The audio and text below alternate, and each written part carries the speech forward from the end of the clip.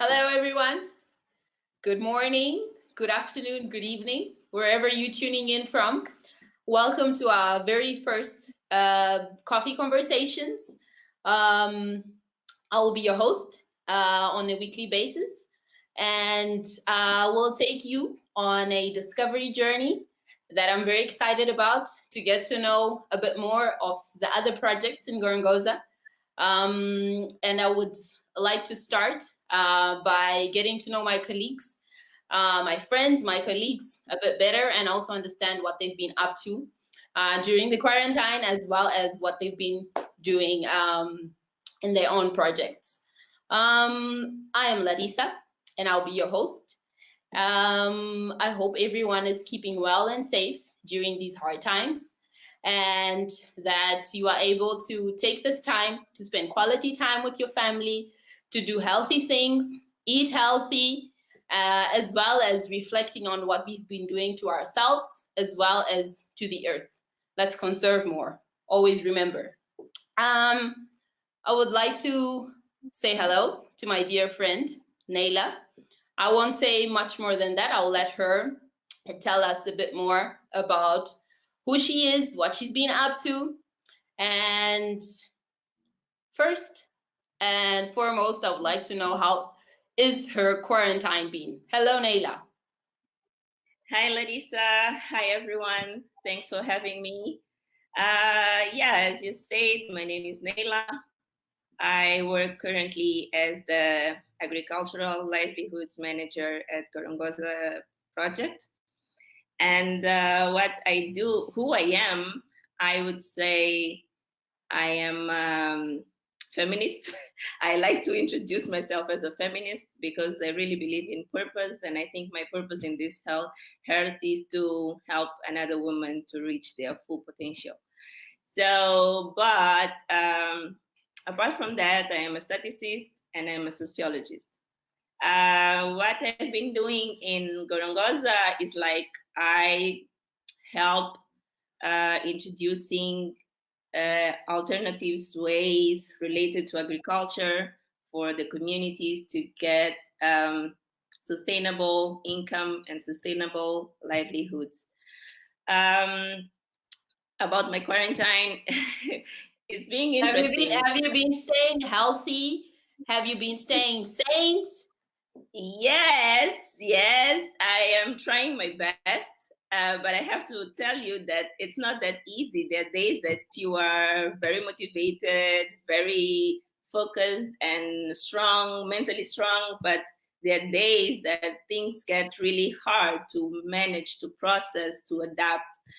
You are a mother, I am a mother, so I think you will understand what I'm saying. When we are home, our kids, the only thing they see is that you're home. So if you're home, you are supposed to be available to me. Or Don't worry too much, mommy. I hear that every day. I know. I know, but mommy, have you been able to keep working though? I have to. Because we have things going on the ground, and we have to make sure that the people that we, with our projects, take care of are still able to receive the support that we provide to them. Because at the end of the day, we believe that we all want to survive, and things has to go on. We work with agriculture. you cannot tell we have to keep positive. We have to keep positive. Yes, but we are strong. We are resilient. We survived a lot of things, and I'm pretty sure we will survive this one too. And it will become story, and for sure a success story. Yeah, good. So yeah, and so between ups and downs, we are surviving. What is a pretty girl like you doing in the bush in the middle of Gorongosa? Thank you. Let me say thank you for the pretty part first. And then let me tell you that since I started working, which is like 10 years this year, I'll turn 10 years since I started working, I always worked in rural areas. I am a statistician first. And I thank God because I chose this course. And I thank God because I never had a work that I would only be in an office in the urban areas, in Maputo, let's say, where I was born and raised. The fact that I was always able to go to the rural areas, like open my mind to what my country is, to the struggles that we still have to address. And really, until today, I tell people that Mozambique is not Maputo. Just to say that the reality that people live in the rural areas is not the reality that all Mozambicans live like around the country. So Gorongosa wasn't that hard for me because I already knew the reality and the different characteristics between the urban and rural areas. But now I live there and I come home as a visitant. So that's the big difference. But I'm there because I am passionate about what I do. And I believe that the project, that the work that we are doing, no one else is doing the way Gorongosa is doing in Mozambique. Because that's for sure. Yeah, we have an holistic intervention, and sometimes can be a little bit overwhelming, but that's exactly what you need to take people really out of poverty. If you want a girl to keep going to school, her parents need to have some sustainable income. Otherwise, they will keep sending them to early marriage. But if you want them to stop exploring like the reserve and poaching and exploring wood, like anyhow, you have to give them a sustainable income for them to see, I don't need to do this. Why am I destroying my environment while I can get money in a sustainable way? Education, as I always say. Exactly. Education and holistic intervention. So what does a day look like for you in Gorongosa? When you say I'm working in Gorongosa, what does that mean? It means that you wake up and you're never sure how your day will end. First of all, you know how it starts. You don't know how it ends. Yes, and I have always been very pragmatic, and I love planning. I love lists. I can do like thousands of different lists for the same thing. I am all about steps. And then sending emails about them.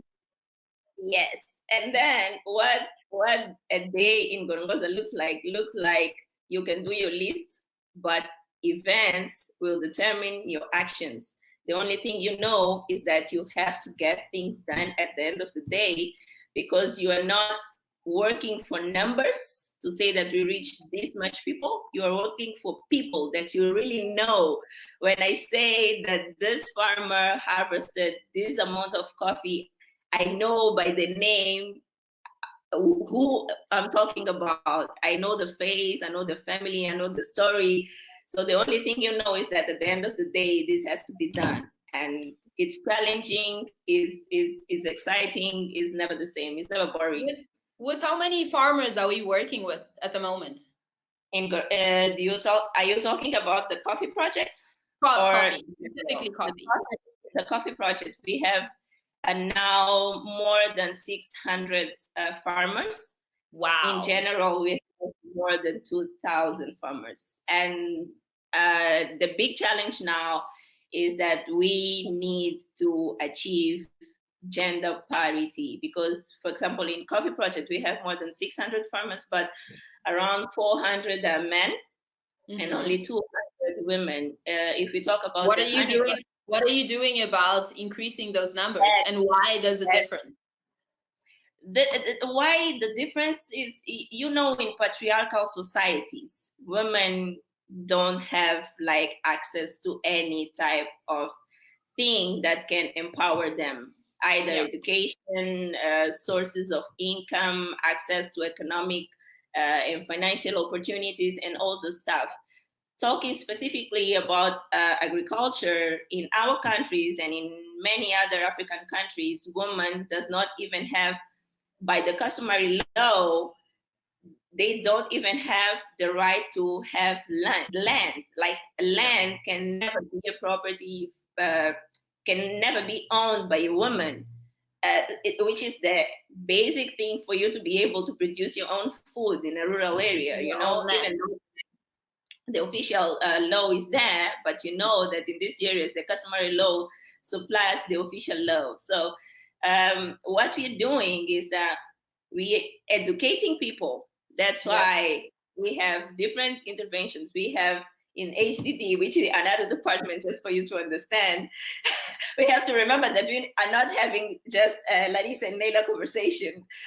So in the HDD department, for example, you have an intervention or a project that we are trying to engage men in this gender discussion, because we need to educate them. They need to know that a woman needs to have access to her own things. So African women are producing land as helpers, helping husband or helping the father or whatever, but never as her own land, you know. So we are trying to, first of all, you have to understand the problem. You have to understand why this happened, and then you address these issues, and then we create solutions that accommodate everyone. And more specifically, we don't want men to feel like we are coming and we are trying to change the traditions. That's not to take over, as they say. Yeah. We Africans, we Mozambicans too, so we understand the nuances between tradition, but we also want women try to balance things.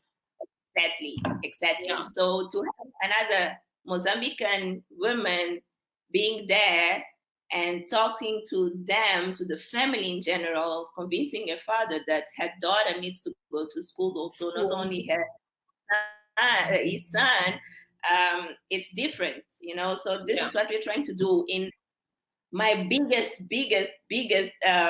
challenge and objective here is to, in every intervention that we do, we have to accommodate female needs. We have to accommodate them. If we don't create a safe environment for them to approach, to join, and to stay, we will keep. Then they won't be able to participate actively. That's what we want. And since you are very woman empowerment, what do you reckon that is one of your most rewarding thing that you've been doing, especially with the female or women farmers? You know, as I was saying, the thing that women are not able, for example, to own land, and the only ones that can say that this land is mine are widowed or separated women.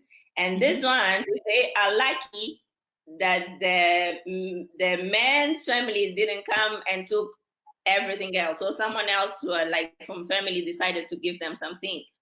But when you work with, for example, a widow that has no one to take care of her, because in this environment, if you are a widow, if you don't have a husband, it means that you're poorer than anyone else, or the other woman that has a husband, for example, that has her own land, realize that she's doing something. She's working as a casual worker, but she has also her coffee plant.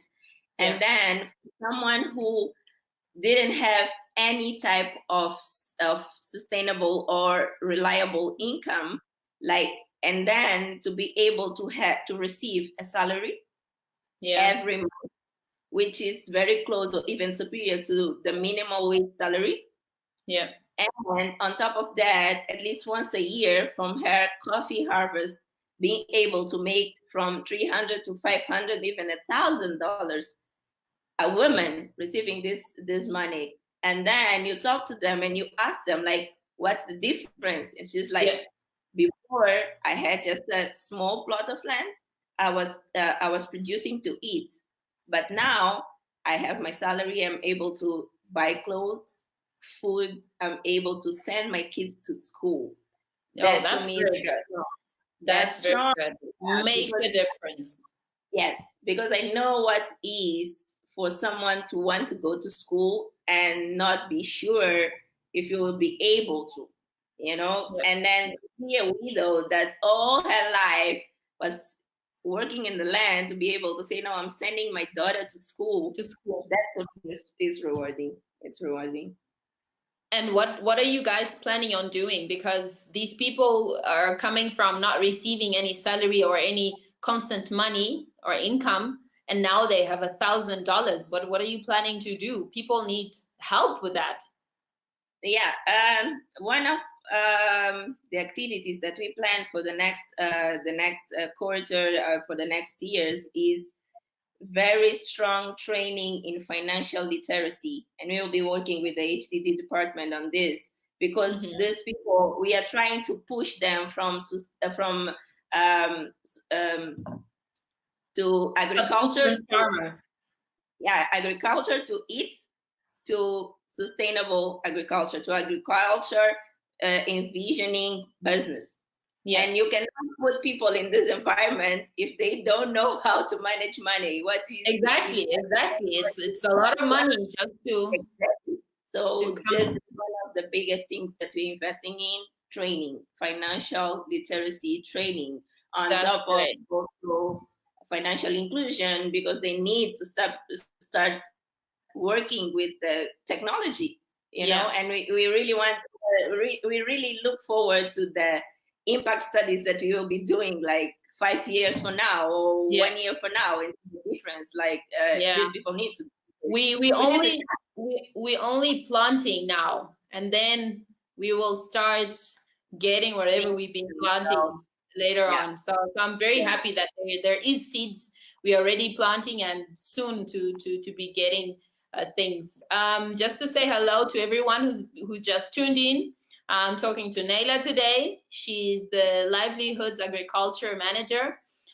We will have questions at the end of the live, and we're going to give away some coffee. So stay tuned.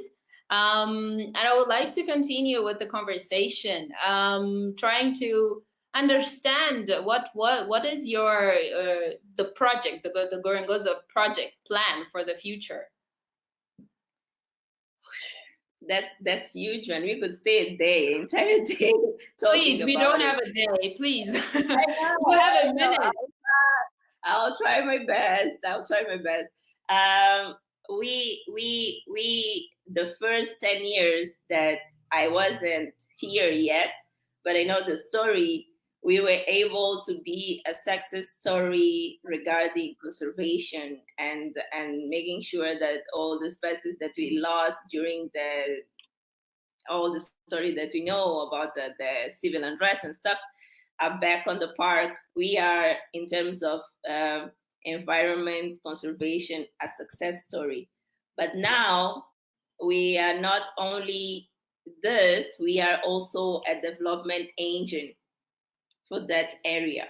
So we want to make sure that all the human development indicators that we found here as our baseline, like people, literate people that don't know how to read or write, that people who are just producing in small plots using techniques that are against the conservation speech, people who couldn't see why they shouldn't send a girl to marriage, now understand that their kids need to be educated. Now they understand that they have a different and sustainable income. They can walk with their own hands. They don't need people there giving them things. They know that they can produce and they can reproduce products and money by themselves. So this is our goal, that we reach a different level of development that we never saw in that area. You know the struggle there. We know we hit it by cyclones. When you spoke about resilience, I was like, yes, resilient. That's the area that we can see as a resilience example. So these people have been neglected from investments, like for years, because private sector are afraid to invest there, and other agents, stakeholders that also the help is not getting there. But Gorongosa project is there. We stayed there for 10 years and plans to stay for more, 25, 30, 50 years, as long as we can. So we have to make sure that this presence is not in vain. At the end of the day, we see real difference, real development in the area. And I believe that's possible. Yeah. You spoke about the people around it, around the buffer zone and the people who live there. What about the actual coffee? What are the plans? Are you gonna have factories here? What's the plan with actual coffee? We do have a factory in Villa Gorongosa, actually, where we roast the coffee, and all the coffee that you have is like where we like do the first stage processing and stuff. But we have a presence in the US, we have a presence in the UK, we have a presence, we are able to reach other European Union countries. And but we also envision that Mozambique is not Mozambicans are not properly coffee drinkers. You can have Excuse me.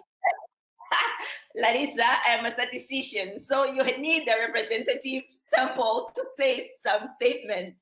That's what I'm saying. You can find people drinking coffee. They are here, obviously, but it's not something that you can say is like it's a cultural thing. You know, that it's a taste. It's about taste. There are some people that like it. So we vision that the same presence that we have in the US, in the UK, we can have this presence in Mozambique. I'm looking forward for the time that Mozambican people know that instead of buying an imported coffee, Brazilian or Colombian coffee. Yeah, imported coffee. I will buy Gorongosa coffee because I know it's helping my fellow Mozambicans. Yeah. And I'll put it at my house and I will drink it because I know it's sending girls to school. You know, so this is one of our visions now, and to grow, to involve more farmers, to involve more female farmers, to send more girls to school, to be in a position where our activities are the main support, financial support to the machine that the Gorongosa project is. Because on the other interventions we have in education, in health, in conservation, and all this. So we want to be big enough to make sure that even if we don't have supporters or donor supporters, which I'm not saying that we don't want, we expect them to stay with us, but we have a sustainable way to keep financing the activities that we have in Girls Club, Teachers Club, health support, in nutrition, prenatal services, and all the stuff. So this is our main goal, to grow, to be big enough to support all the other activities that we have.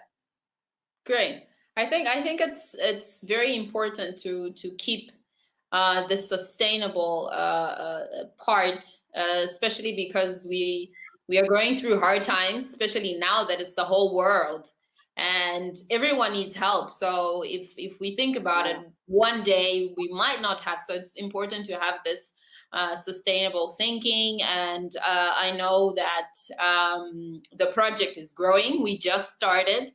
So I'm sure very soon more Mozambicans will be drinking coffee and your statistics will improve, and we are going to have a lot more coffee here and a lot more kids being sent to school through the coffee. Do you have any stories you want to tell us? Any favorite stories of yours about the work you've been doing with the coffee? I like the story of I call her Mama Querida. Mama means mom for our English speaking friends. Mama Querida is a widow. Her and other two ladies on the mountain where we produce the coffee, they worked for when the project started. The goal was reforestation, right? We wanted to restore the forest in the mountain, and we were doing it only with wood plants. Okay. Yeah. And these 3 ladies were working as volunteers.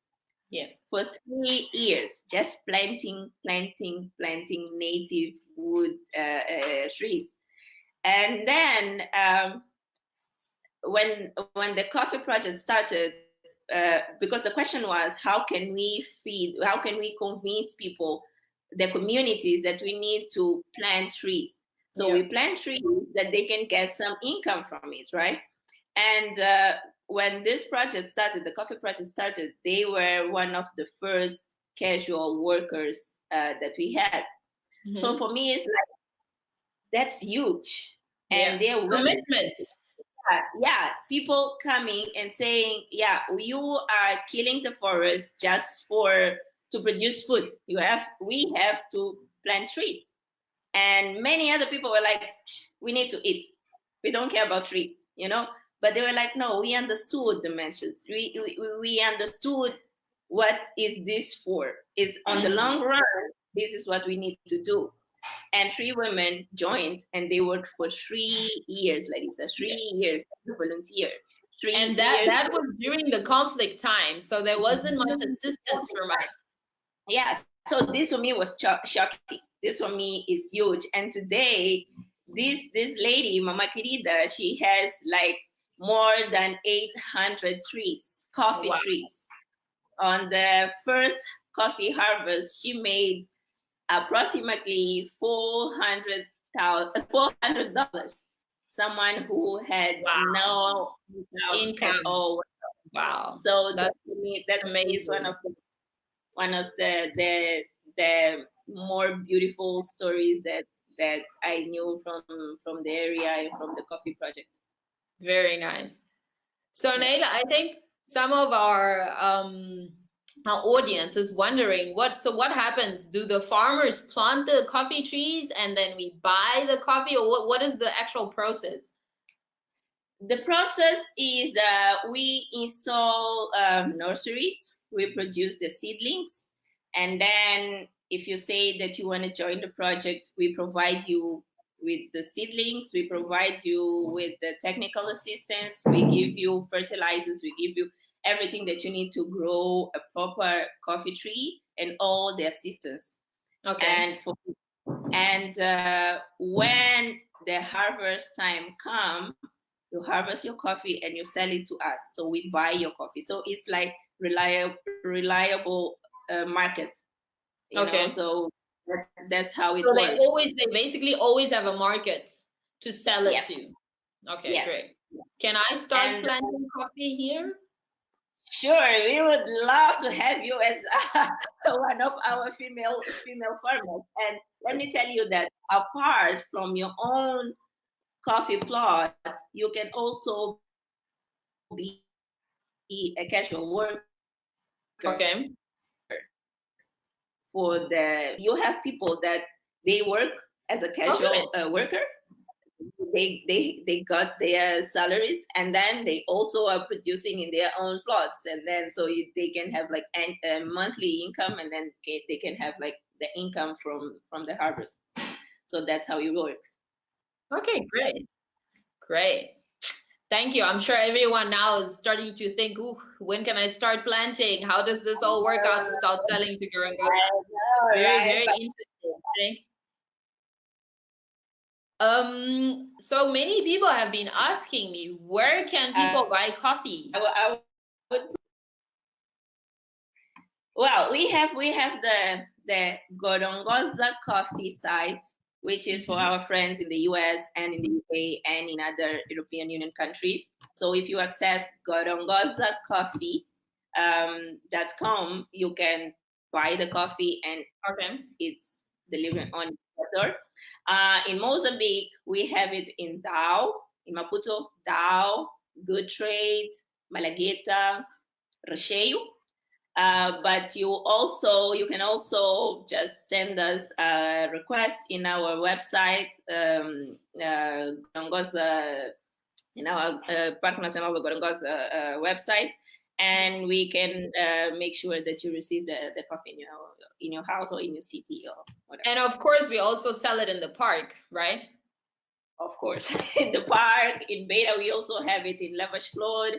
And yeah, as I said, we had also the plan to do some trips around the country to make sure that we place it in more provinces.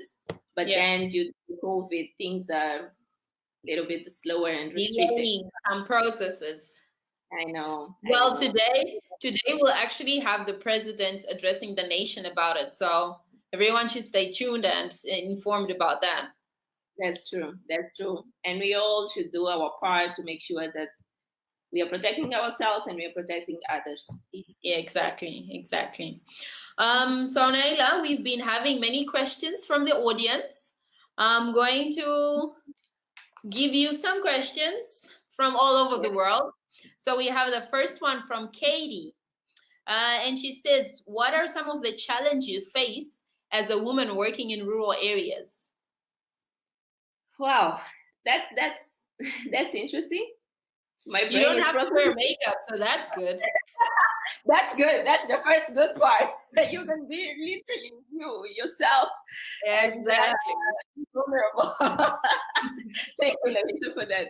But one of the interesting part is that patriarchal beliefs are still very strong in our country, but you less in urban areas compared if you are in rural areas. So if you come from a urban side and you never experience the reality there, you can be struggling to find a way to balance, basically. Yeah, but be in a position where people are willing to listen to you, because you can arrive there and be like, she's just a girl. We don't talk to you, So you have to be a town girl, a city girl has come. Exactly. You have to be wise and careful to gain people's trust and confidence, and then they open up and you can have a conversation and talk with them honestly. And the other thing is I think it's everywhere. If you're a woman, people try to test you, they'll be like, you will not be able to do this. And you'll be like, me. And then you always have to work harder and harder to prove that, yes, you can to prove that if you have to go up the mountain and then it's raining and then the car cannot get there, we are talking about more than 1,000 feet, above the sea level. And then you have to park the car. People will be like, let's see the ladies. And then you walk there. You walk all the way to the top of the mountain, because you cannot be there and say, you know what? You see, that's what happens when you have women involved. So it's a challenge. You have to be a brain. You have to be strong. You have to be tough skin, but you are also a woman.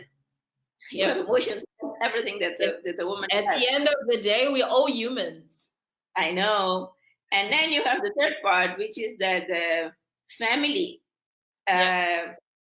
It's a tricky thing to say, but at least in our culture, if a man is not there, which I learned that's not only here, but if a man is not there, everyone will be like, he's working. This is understandable. He's working. He's trying to get something to provide for the family. Exactly. But if the woman is not there, if the mother is not there, this is something. It's everything kind of stopped. Why is she not here? Why should you be like, what's wrong with her? Yeah, I'm trying to provide to my family also, but I also believe in something. I also believe in the work I do. So I really need to do this. So it's a challenge, but we manage. I think with if you love what you do, you find ways to do it. Yeah. That's it. Forza. We have another question from Daniel. And he asks, what are the species and variants of coffee produced in the region? Sorry, come again. What are the species of coffee? Okay, we produce the Arabica. Arabica? Yeah. And we are testing new varieties that's coming from Brazil and another one from Costa Rica. But so far, it is the Arabica coffee that we are producing. Okay. Does that make any difference on the blends, the different blends we have? Larissa, why are you doing this to me? Sorry. You don't need to know. These are questions. I know. It might have, but Maria, my colleague, which is the coffee engineer. Next time I'll invite Maria with more details about this. I know. I love her. She's my housemate. Maria, love you. We have one last question that we're gonna take. Sorry, we taking a bit of time, but this comes from Gary, and Gary is asking: have any of the farmers been an inspiration for you? Surely. I would have to mention Querida again, because she's a widow, because of her story, because she didn't give up on life. She keeps fighting, and she is one of our bravest farmers. She has one of the big spots. She's earning, like, she's the more educated in follow everything that the technicians teach. And yeah, I go up the mountain on Monday, on Wednesday, on weekend, Saturday sometimes, and she's there. If not on the working as a casual on her own plot. She's a really, really, really hard worker. But I also respect Vicente. Vicente, he's one of the biggest producers, one of the biggest farmers. He has a really, really big plot. And most of them don't even hire people to help them. So they work personally on their own farms. If not, they involve some friends or family, but they are the main ones in front of it. So I would have to say Querida, I would have to say Vicente, just to be genderly fair. If that's okay. Gender equality, always, please. Yes, sure. Before we close up, Neila, I wanted to know if you have anything you would like to say to our audience. It's been very interesting to learn about the coffee, learn where we can buy the coffee, both abroad and here. And also people are asking many questions on the website on live. So I think we can try and answer those with time today and tomorrow. But I'm sure you have something that you would like to say, last considerations. And do you have coffee, by the way? I haven't seen you drinking any. Oh, good. Cheers. So we are two weekends drinking coffee. What's your favorite? Of course. I imagine goes on the road, right? Oh, I know. So thank you, Larissa, for having me. Thank you to all our friends that joined this live. Thank you. I have to say thank you to my team, like all our Gorongosa project colleagues, but also the coffee team, because I am more of the social part of the story, but we have a lot of brave people working on the field, technicians, like the people really, really, really working directly with the farmers, and I really respect them. I really respect the work they do, and it's amazing team. So I thank them all. I thank everyone that drinks Gorongosa coffee, because we are really making impact in real people's life. We are sending girls to school. We are supporting a full engine trying to lift people out of poverty. Yeah. That's not a cliche. It's something that's happening. It's something that we are doing, and we can see the results. So do your part. If you could, instead of just buy coffee that people are producing only for profit, please use your money to buy a coffee that, at the end of the day is helping people, like real people. Which is actually good. So it's not forcing people to drink coffee. Totally agree with you. So thank you, everyone. Thanks for having me. And I enjoyed this, actually. Good. I would like to say thank you for everyone who tuned in. I know everyone is so excited to find out who the winner is. So just a minute, we'll get there. I would like to say thank you to the whole team that managed to get this organized. I wanted to also ask everyone to stay at home, stay safe, stay busy, and visit us on our websites, gorongosacoffee.com or gorongosanationalpark.org. So you can learn a bit more of what we've been doing with the coffee, with human development, and with the tourism, of course. At the moment, we are closed. The park is closed because of the pandemic. But as soon as this is over, we'll be open and keep working hard for all these projects that we are working so hard for. And as Neila said, there's a lot of passion, there's a lot of love to what we do. So I just wanted to say thank you. And ta-da-da-dam, today's winner is Daniel. So well done, Daniel. Our team will get in touch with you to get you your trio coffee. We hope you like it. We would like to also tell everyone to stay tuned. We will be back next Wednesday, same time, same place. Thank you very much, and we are ready to conserve the environment. Bye. Bye. Bye, Larissa. Bye, everyone.